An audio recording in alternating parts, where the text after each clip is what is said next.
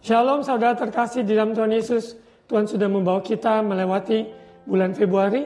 Kita ada di bulan yang baru, minggu yang baru di bulan Maret ini.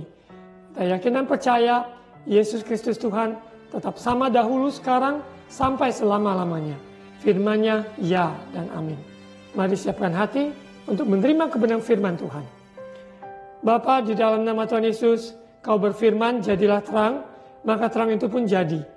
Kami yakin percaya firman-Mu lah pelita bagi kaki kami dan terang bagi jalan kami.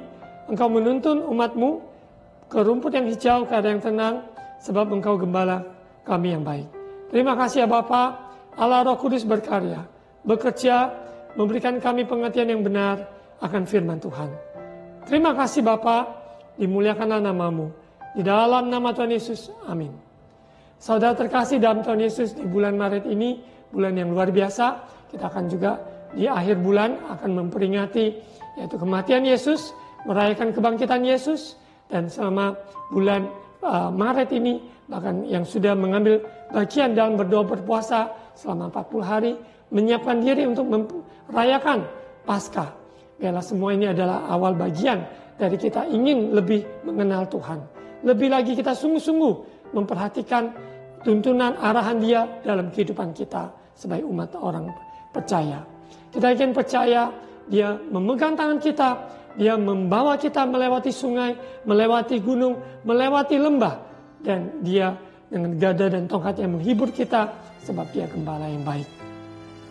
Saudara terkasih dalam Tuhan Yesus, di bulan Maret ini dengan seri khotbah yaitu awan. Kita sadari awan itu adalah bagian dalam sehari-hari yang kita dapat tatap ke langit. Kita melihat ada awan, ya, dan awan itu ada uraian secara definisi yang ada, yang pada umumnya yang dapat kita ketahui. Saudara dapat download dari internet maupun juga dapat melihat definisi yang lebih jelas tentang bagaimana tipe-tipe awan yang ada, di mana awan terbentuk dan fungsi dan sebagainya yang ada. Saya membaca beberapa tentang hal awan yang tertulis dari kompas.com. Pengertian awan adalah sekumpulan tetesan air atau kristal es di dalam atmosfer yang terjadi karena pengembunan dan pemadatan uap air yang terdapat di udara. Jadi setiap anak sekolah di dalam kurikulum yang ada dari sejak TK, SD, SMP, dan terus tentunya sesuai dengan pengertian yang sederhana sampai kedalaman tentang awan itu sudah ada. Karena ini adalah bagian dari sains. Terbentuknya awan, udara selalu mengandung uap air. Uap air yang meluap akan menjadi titik-titik air dan terbentuklah awan. Berikut beberapa cara terbentuknya awan. Udara yang panas akan mengandung banyak uap di udara. Udara panas tersebut akan naik tinggi hingga berada di satu lapisan dengan suhu yang lebih rendah. Uap tersebut mencair dan terbentuklah awan. Jika awan sudah terbentuk, titik air dalam awan menjadi lebih besar dan awan akan semakin berat. Perlahan daya tarikan bumi menarik awan ke bawah hingga sampai pada satu peringkat, titik-titik tersebut jatuh ke bawah dan jadilah hujan yang kita kenali awan gelap yang sudah mendung dan akhirnya terjadi hujan. Jika titik-titik air bertemu dengan udara panas, maka titik air akan menguap dan awan tersebut akan hilang. Hal inilah yang membuat bentuk awan selalu berubah-ubah. Air dalam awan akan bergantian menguap dan mencair. Luar biasa ciptaan Tuhan, bagian dari penciptaan. Ya, tidak seorang manusia pun bisa menciptakan awan, karena ini adalah bagian dari ciptaan Tuhan. Dan udara, awan, matahari, bulan, bintang, semua tidak ada duplikatnya, semua adalah ciptaan Tuhan.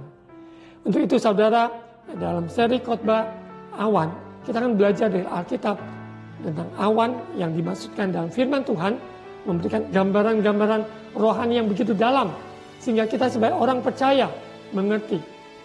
Ketika kita melihat awan, kita melihat rencana Tuhan, melihat apa yang Tuhan singkapkan dari awan kepada kita.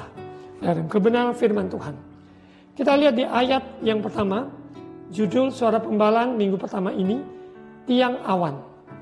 Ya, tentu saudara tidak asing, tiang awan, tiang api, tapi saya lebih fokuskan tentang tiang awan. Mazmur 78 ayat 14. Kita buka dan baca bersama-sama ayat ini. Mazmur 78 ayat 14. Dituntunnya mereka, yaitu umat Israel, dituntunnya mereka dengan awan pada waktu siang dan semalam suntuk dengan terang api. Sekali lagi kita baca, dituntunnya mereka dengan awan pada waktu siang dan semalam suntuk dengan terang api. Di sini sangat jelas bahwa Tuhan menuntun umatnya.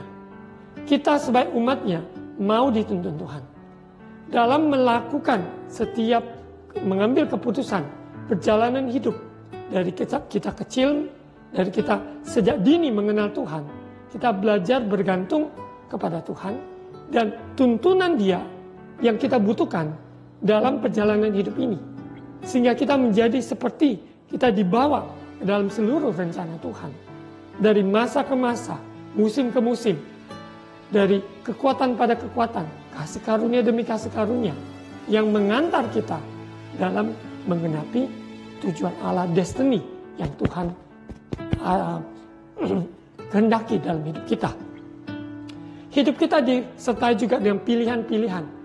Ada orang-orang yang memilih taat dalam tuntunan Tuhan, ada orang memilih berontak, dan perjalanan dia yang berliku-liku, semuanya mengalami ujian, badai, hujan, panas terik, dan semua tantangan itu nyata bagi setiap orang. Namun bagi orang yang mau mengikuti tuntunan Tuhan, ada perlindungan Tuhan.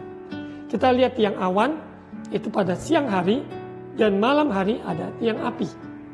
Dan tiang awan diberikan gambaran pada siang hari, begitu terik panas, ada awan yang menaungi, menudungi, sehingga umat Tuhan dapat melewatinya siang dan malam.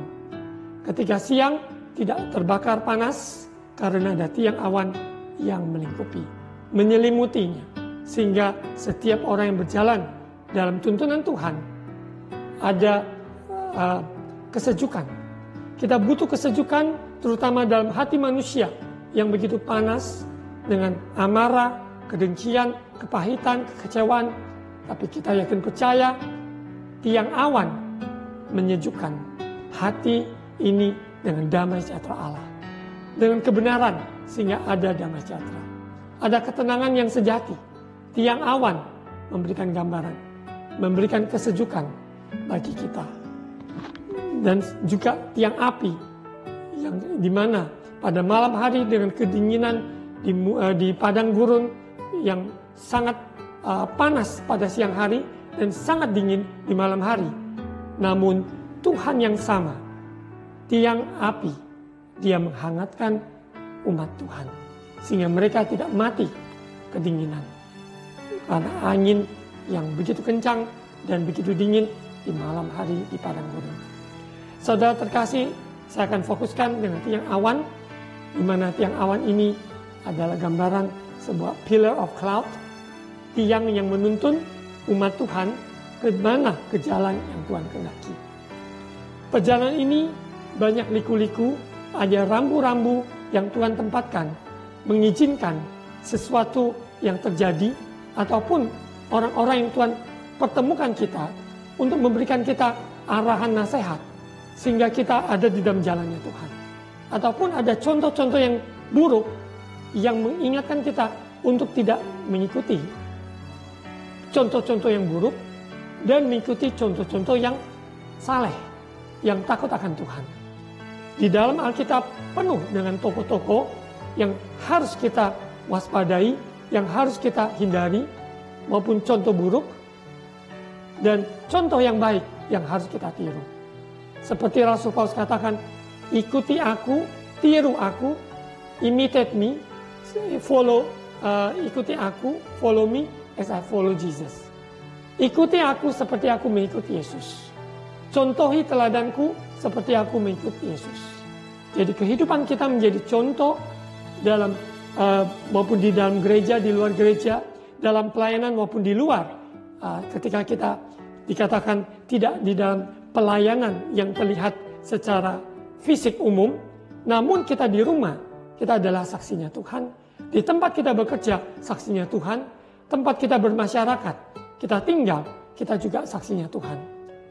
Karena orang-orang Kristen tidak ada kompartmentalisasi, di mana hari Minggu, hari unia Tuhan, membuat kita dikatakan lebih kudus, lebih saleh, dan hari berikutnya tidak seperti itu, bukan seperti itu, saudara. Kehidupan kita di gereja, di luar gereja, maupun dari hari Minggu, hari Senin, Selasa, dan pagi, siang, sore, malam, kehidupan kita, kehidupan yang penuh integritas, takut akan Tuhan, bahwa Tuhan hadir, Tuhan ada dalam hidup kita, Tuhan menyertai kita. Kita lihat di perikop, Tuhan yang menuntun umat Tuhan, ketika mereka dibawa keluar dari Mesir, melewati Laut Teberau, dan ada di padang gurun, perjalanan ini, di mana mereka harus hadapi Firaun, yang mencoba menghalangi umat Tuhan beribadah.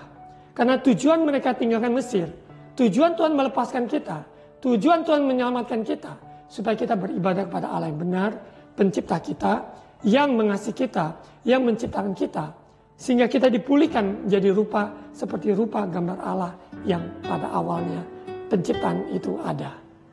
Di mana karena dosa Adam dan Hawa, ketidakpercayaannya, ketidaktaatannya, sehingga mereka jatuh dalam dosa, dan di situ dosa turun-temurun yang ada, membuat manusia ada di dalam kutub, dia ada di dalam lingkaran kuasa kegelapan, rantai-rantai mengikat, sehingga potensi yang ada di dalam dirinya, maupun juga maksud Tuhan dalam dirinya, tidak dapat tercapai.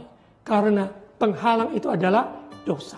Penghalang itu adalah tidak mau mengampuni. Penghalang itu adalah kekerasan hati. Penghalang itu adalah kekecewaan, sakit hati, kedengkian, iri hati, kesombongan.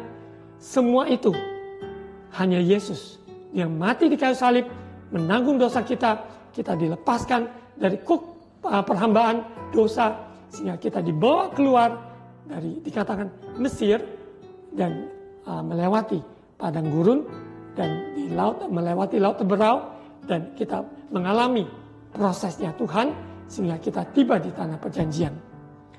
Perjalanan bangsa Israel memberikan kisah yang jelas bagaimana Tuhan setia menuntun umatnya ketika melewati Laut Teberau maupun di padang gurun. Proses perjalanan itu tidak mudah, namun Tuhan tidak pernah meninggalkan umatnya.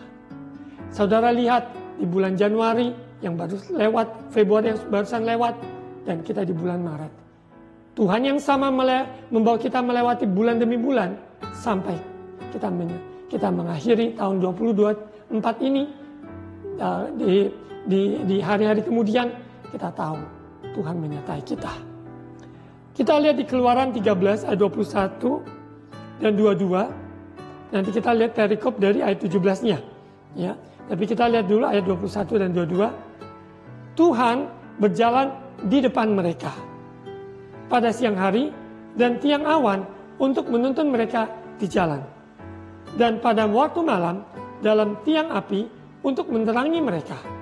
Sehingga mereka dapat berjalan siang dan malam. Itu kehendak Tuhan, saudara. Bahwa dalam suka maupun duka, Tuhan menyertai. Mau siang, mau malam, maupun dalam keadaan apapun. Dalam keadaan dikatakan diberkati secara jasmani, maupun dalam keadaan yang mungkin kita harus berjuang. Tetap percaya Tuhan pelihara, tetap percaya Tuhan menyediakan, tetap percaya ada jalan yang terbuka bagi orang yang berharap pada Dia. Segala suatu musim kehidupan, di lembah ataupun di atas gunung, Tuhan yang sama oleh Roh-Nya, Dia menghibur, menguatkan kita. Sehingga dalam perjalanan tersebut, jangan kita bersungut-sungut, jangan kita kecil hati, tawar hati, tapi kita pandang pada Tuhan. Kebesarannya, kekuasaannya, kedahsyatannya yang senantiasa melingkupi kita dengan tiang awan di siang hari, tiang api di malam hari. Ayat 22, dengan beralih tiang awan itu, tetap ada pada siang hari dan tiang api pada waktu malam di depan bangsa itu. Dia pemimpin kita, bukan Tuhan ikuti kita, tapi kita ikuti Tuhan. Itu yang benar. Kita ikuti firman-Nya, ikuti tuntunannya, ikuti arahannya, bahkan perjalanan kita kalau kita menyimpang ke kanan ke kiri seperti domba yang terhilang ataupun domba yang tersesat. Namun gada dan tongkatnya membawa kita kembali supaya kita ada dalam kumpulan kawanan dombanya. Untuk itu saudara, perlu kita ditanam di dalam gereja lokal, bertumbuh bersama dalam komunitas orang percaya, digembalakan, di mana hamba Tuhan yang dipercayakan, yang menggembalakan domba-domba, maupun gereja kecil, gereja besar, dalam bentuk kelompok kecil kah, sampai gereja yang besar, mega church. Tetap Yesus adalah gembala agung kita, yang menempatkan gembala-gembala dalam hidup orang percaya. Untuk konteks ini, Tuhan memakai Musa yang membawa umat Tuhan keluar dari Mesir.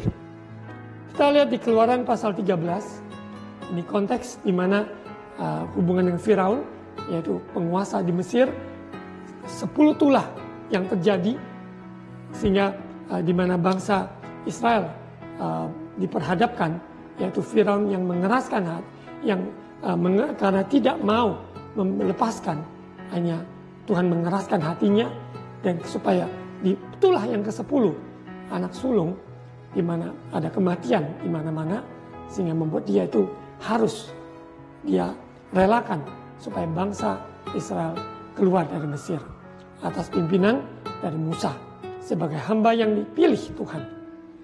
Keluaran pasal 13 ayat 17, Allah menuntun umatnya. Setelah Firaun membiarkan bangsa itu pergi, Allah tidak menuntun mereka melalui jalan ke negeri orang Filistin, walaupun jalan ini yang paling dekat. Sebab firman Allah, jangan-jangan bangsa itu menyesal apabila mereka menghadapi peperangan sehingga mereka kembali ke Mesir. Manusia itu cenderung selama dagingnya masih ada, cenderungnya adalah berbuat dosa. Cenderungnya adalah kembali ke masa lalu, kembali ke jalan yang lama, kembali kepada kenyamanan kehidupan ini, kedagingannya maupun dalam zona nyamannya, dosa yang mengikatnya, dia memilih lebih baik ada di dalam dalam kubangan dosa, ya, karena nyaman, enak, daripada hidup harus sungguh-sungguh tanggalkan keakuan, keegoisan, dan hidup benar, hidup jujur, hidup takut akan Tuhan, hidup kudus, hidup sungguh-sungguh memuliakan Tuhan. Inilah manusia, dan kita sadari manusia kita, daging ini harus disalibkan, harus sangkalkan, harus kita pikul salib, ikut Yesus setiap hari. Itu kehendak Tuhan. Barang siapa mengikut Yesus, ia harus sangkalkan diri, pikul salibnya, dan ikut Yesus setiap hari. Puasa adalah salah satu cara yang sangat disiplin yang baik untuk melatih kita menyangkal diri kita. Jadi saya menghimbau umat Tuhan, ambil puasa baik seminggu sekali ataupun juga ambil secara rutin. Mungkin ambil puasa Esther, puasa Daniel, begitu banyak macam puasa. Dan saat ini yang kita lakukan puasa 40 hari, gerakan doa puasa, supaya kita bisa melatih diri kita, ingin rindu untuk sungguh-sungguh mengenal Tuhan. Dan Tuhan yang jauh lebih rindu menjumpai kita. Karena Allah mengutus anaknya yang tunggal, yang firman yang telah menjadi manusia, tinggal di antara kita.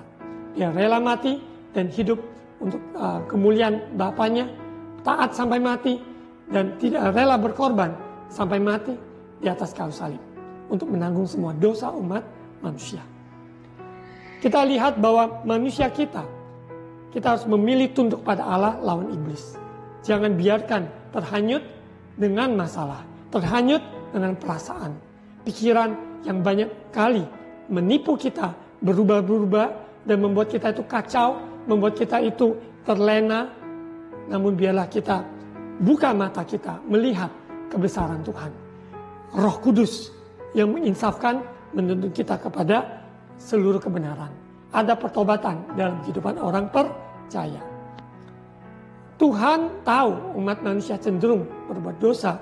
Dia sengaja memakai, yaitu menuntun umat Tuhan lewat Musa, supaya melalui jalan ke negeri orang Filistin, walaupun jalan yang paling dekat tidak menuntun mereka melalui jalan tersebut, mungkin hanya kurang lebih 11 hari bisa mereka tiba tujuan, namun Tuhan tidak mau.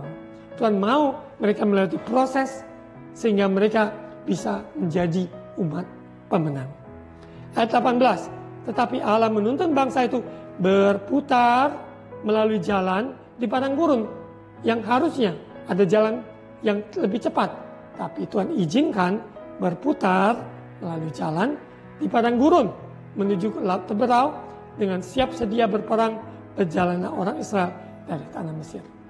Saudara terkasih, kalau dalam masa proses kehidupan kita sepertinya berputar, berliku-liku, asalkan kita taat, asalkan kita setia, asalkan kita mau dengar-dengaran, percaya kita akan tiba di tujuan Allah.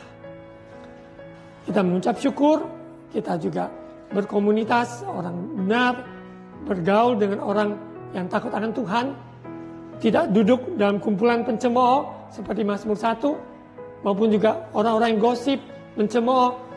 Hendaknya kita menjauh, tapi kita ada dalam kumpulan orang benar. Ini bukan berarti kita kaum eksklusif, tapi kita harus tahu mana lingkaran dalam kita adalah orang-orang yang takut akan Tuhan.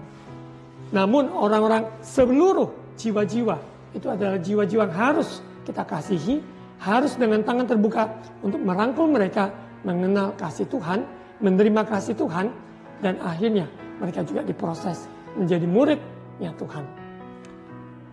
Kita lihat di ayat 19, Musa membawa tulang-tulang Yusuf sebab tadinya Yusuf telah menyuruh anak-anak Israel bersumpah dengan sungguh-sungguh, Allah tentu akan menyindahkan kamu, maka kamu harus membawa tulang-tulangku dari sini. Itu pesan dari Yusuf sebelum dia meninggal pada anak-anaknya supaya tulang-tulangnya dibawa keluar dari Mesir. Ayat 20, demikianlah mereka berangkat dari Sukot dan berkemah di Etam di tepi padang gurun. Mereka belum masuk di padang gurun, tapi ada di tepi padang gurun. Ayat 21, Tuhan berjalan di depan mereka pada siang hari dalam tiang awan untuk menuntun mereka di jalan, dan pada waktu malam dalam tiang api untuk menerangi mereka sehingga mereka dapat berjalan siang dan malam. Yang tadi disampaikan, firman Tuhan ada gambaran tiang awan di siang hari dan juga tiang api di malam hari. Di mana tiang awan difokuskan yaitu menyejukkan hati. Hati yang berkecamuk dengan semua amarah, ketidakadilan, namun biarlah firman Tuhan memberikan kesejukan, adem, keteduhan dalam hati yang panas. Dan kita sungguh-sungguh mendapat perlindungan dari Tuhan maupun dari tiang awan dan tiang api. Firman Tuhan luar biasa. Ada dalam setiap musim kehidupan kita. Karena firman Tuhan tidak akan layu. Rumput bisa saja layu, ya, manusia kehidupannya, namun firman Tuhan tetap ada sampai selama-lamanya. Ayat 22, dengan tidak beralih tiang awan itu tetap ada pada siang hari dan tiang api pada waktu malam di depan bangsa itu. Saudara, mengikut Yesus adalah hal yang menyenangkan. Sekalipun perjalanan itu ada suka dan duka, ada air mata. Namun ingat, orang yang menabur dengan air mata, ya, sambil menabur, sambil mencucurkan air mata, dia juga akan pulang membawa sorak-sorai. Mungkin saat ini yang saudara hadapi terpuruk, sepertinya sendiri, kesepian, sepertinya tidak ada sekeliling. Namun percaya Tuhan menempatkan orang-orang di dalam kehidupan kita, menghibur, mendoakan kita, menguatkan kita. Tapi kita sendiri harus belajar untuk bergantung pada Tuhan dan juga ada di dalam komunitas hidup orang percaya. Kita tidak loner, tidak pejuang sendiri, tapi kita harus saling menguatkan, saling mendorong, saling mengasihi, saling mendorong dan saling mendoakan. Karena dalam perjalanan ini kita tidak sendiri. Tuhan tempatkan kita dalam kumpulan orang percaya. Dan Allah yang satu, Esa adanya, menuntun kita semua. Kita lihat lanjutan. Saudara bisa membaca Keluaran pasal 14 dari ayat 1. Saudara lihat bagaimana Firaun yang dimana tetap sepertinya mengeraskan hati untuk tidak mau mengizinkan. Dan dia tidak bisa tidak. Akhirnya dia harus mengizinkan bangsa Israel untuk keluar dari Mesir. Namun hatinya sesungguhnya tidak rela. Terpaksa dia mengizinkannya. Karena 10 tulah yang terjadi yang ada. Namun kita lihat, kita baca di ayat 1. Ya, saya baca ayat 1 supaya saudara bisa mendapat gambaran. Berfirmanlah Tuhan pada Musa demikian. Katakanlah pada orang Israel supaya mereka balik kembali dan berkemah di depan Pihahirot antara Migdol dan laut, tepat di depan Baal Zephon, berkemahlah kamu di tepi laut. Maka Firaun akan berkata tentang orang Israel, mereka telah sesat di negeri ini, padang gurun telah mengurung mereka. Jadi Firaun akan berkata pada orang Israel, aku akan mengeraskan hati Firaun sehingga ia mengejar mereka. Dan terhadap Firaun dan seluruh pasukannya, aku akan menyatakan kemuliaanku sehingga orang Mesir mengetahui bahwa akulah Tuhan, lalu mereka berbuat demikian. Kita dihimpit, kita dikejar, namun percaya Tuhan melindungi kita. Sekalipun mengerikan, tapi perlindungan Tuhan itu sempurna. Untuk itu saudara jangan takut. Ketika menghadapi masalah, Yesus itu lebih besar. Lebih besar, lebih dahsyat, deklarasikan. Apabila ada dosa, kita bertobat. Tapi kalau bukan karena dosa, percayalah ada kemuliaan Tuhan yang melingkupi kita semua dalam proses perjalanan hidup itu. Ayat 5, ketika diberitahukan pada Raja Mesir bahwa bangsa itu telah lari, maka berubahlah hati Firaun dan pegawai-pegawainya terhadap bangsa itu, dan berkatalah mereka, apakah yang telah kita perbuat ini, bahwa kita membiarkan orang Israel pergi dari perbudakan kita. Jadi Firaun dan pasukannya, mereka tidak rela bangsa Israel pergi. Kemudian ia memasang keretanya dan membawa rakyatnya, serta ia membawa 600 kereta yang terpilih. Ya, segala kereta Mesir masing-masing lengkap dengan perwiranya. Tidak tanggung-tanggung. Mereka mengejar umat Israel yang mau keluar dari Mesir ini dengan 600 kereta yang terpilih dengan perwiranya, dan tidak main-main. Mereka maksud untuk menarik bangsa Israel kembali. Ya, jadi mereka tidak rela untuk bangsa Israel pergi untuk beribadah kepada Allahnya. Demikianlah Tuhan mengeraskan hati Firaun, raja Mesir itu, sehingga ia mengejar orang Israel. Tetapi orang Israel, garis bawahi, tetapi orang Israel berjalan terus dipimpin oleh tangan yang dinaikkan. Luar biasa. Tangan yang dinaikkan, Tuhan yang bekerja menuntun kita, kita ikuti jalannya. Sebab peperangan ini bukan milik kita. Tuhanlah ampunya. Dia berperang menggantikan kita. Bahkan dalam proses ini, ketika orang Mesir mengejar, maka bangsa Israel juga ketakutan dan mereka mencela Musa. Ya. Mereka berseru pada Tuhan dan bahkan mereka mencela di ayat 11. Kita lompat di ayat 11 dan 12. Ini bangsa Israel di tengah dikejar oleh Firaun. Apa yang mereka katakan? Mereka berkata kepada Musa, apakah karena tidak ada kuburan di Mesir, maka engkau membawa kami untuk mati di padang gurun ini? Apakah yang kau perbuat ini terhadap kami dengan membawa kami keluar dari Mesir? Bukankah ini telah kami katakan kepadamu di Mesir, janganlah mengganggu kami, dan biarlah kami bekerja pada orang Mesir, sebab lebih baik bagi kami untuk bekerja pada orang Mesir daripada mati di padang gurun ini. Inilah manusia sudah ditolong Tuhan, sudah dibawa keluar dari Mesir dalam proses ini melewati padang gurun, tetap manusia dagingnya muncul ingin kembali, ingin yang zona nyamannya.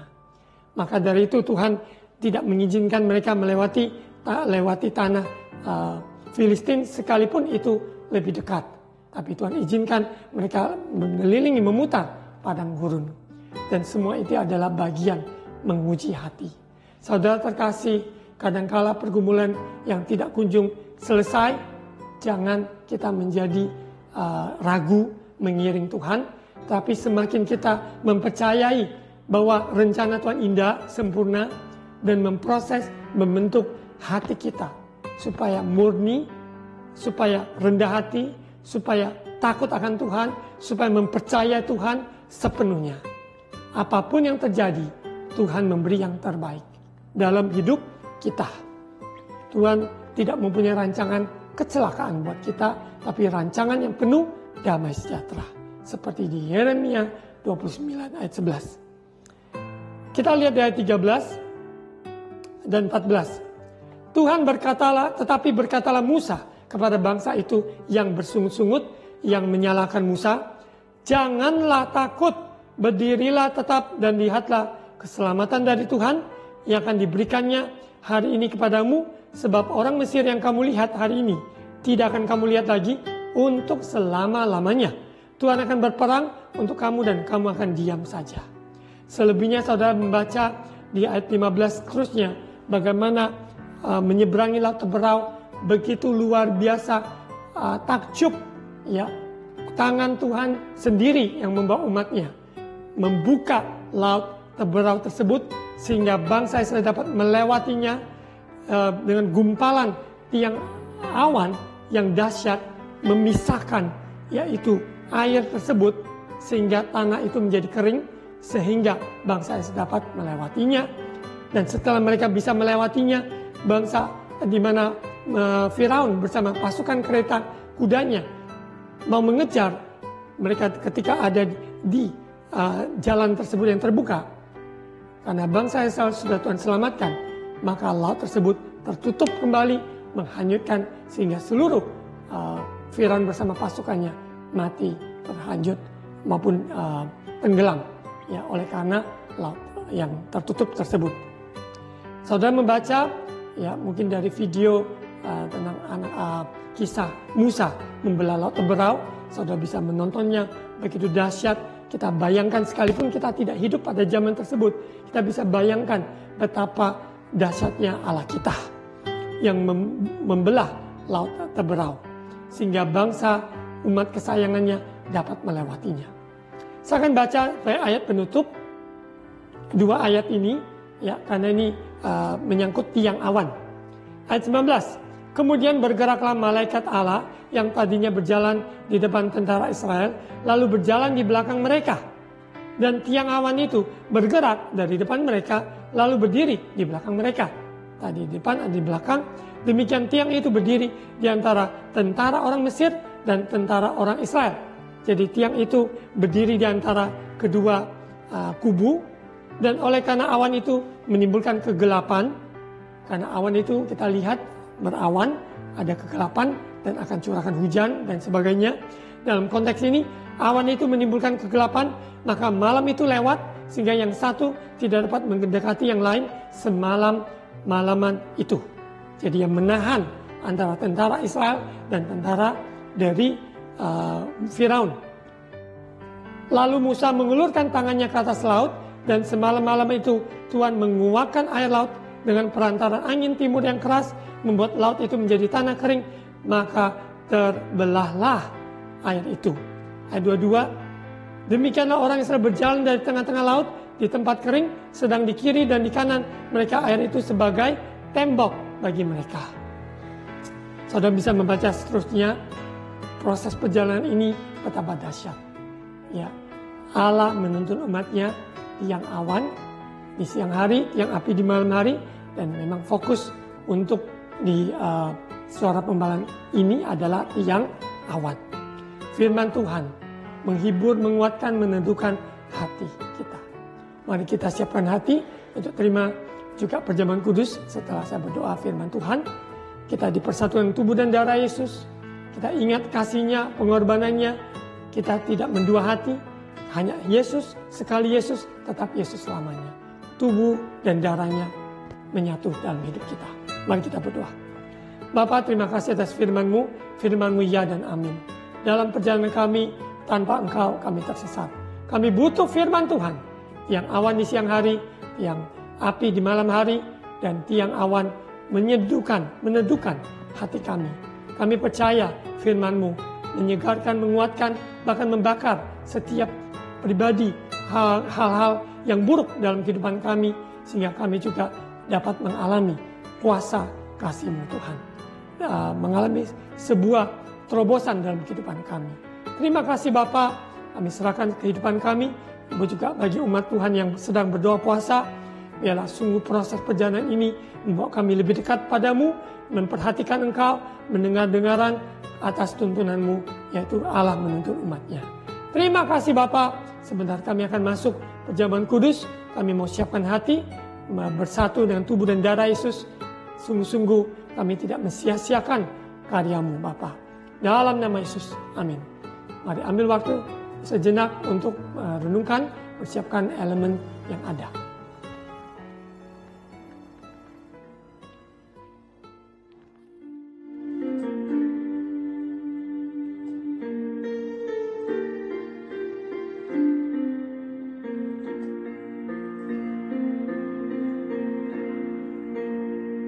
Darah Yesus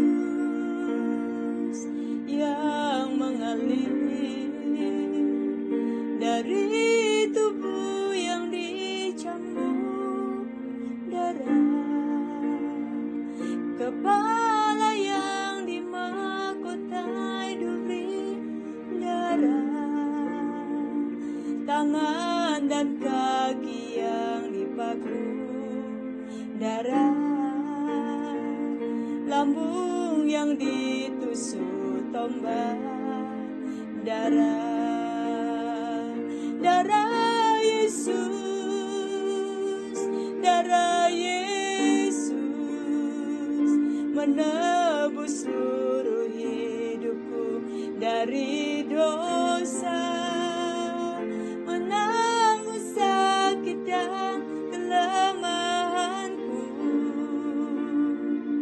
melepaskanku dari kutuk.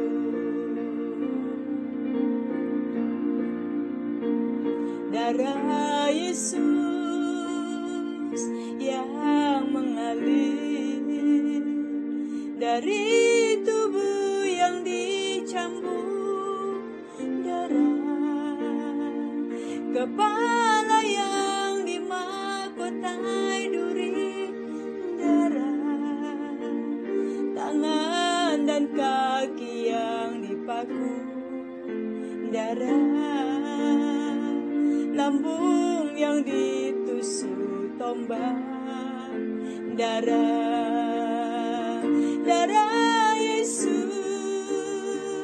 darah Yesus menebus seluruh hidupku dari dosa, menanggung sakit dan kelemahanku, melepaskanku dari kutuk. Darah Yesus, darah Yesus menebus seluruh hidupku dari dosa, menanggung sakit dan kelemahanku, melepaskanku dari kutuk. Darah Yesus, darah Yesus menebus seluruh hidupku dari dosa, menanggung sakit dan kelemahanku, melepaskanku dari kutuk, melepaskanku dari kutuk, melepaskanku dari kutuk.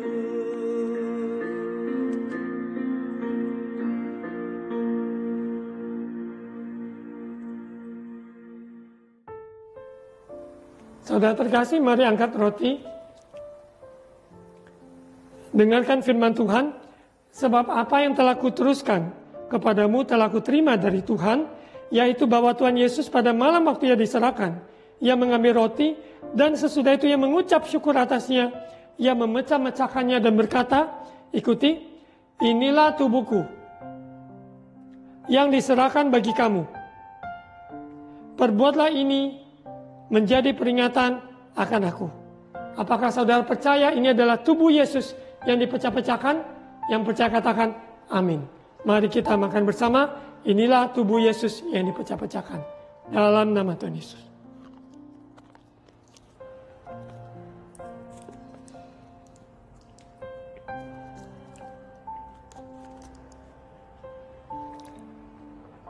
Mari kita angkat cawan.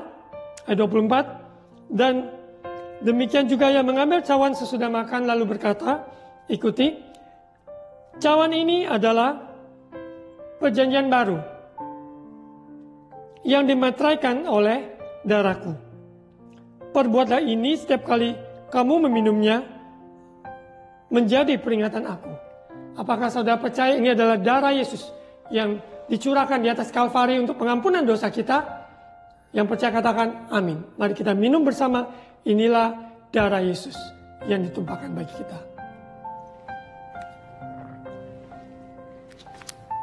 Mari kita semua ucapkan syukur. Terima kasih Tuhan. Terima kasih Bapa atas tubuh dan darah-Mu yang tak ternilai di atas Kalvari mengalir, mengampuni dosa kami, melepaskan kami dari semua kutuk. Kutuk apa saja sudah Tuhan tanggung di atas kayu salib. Kami dimerdekakan, dibebaskan. Terima kasih Bapa atas tubuh dan darah-Mu. Kami ucap syukur Bapa.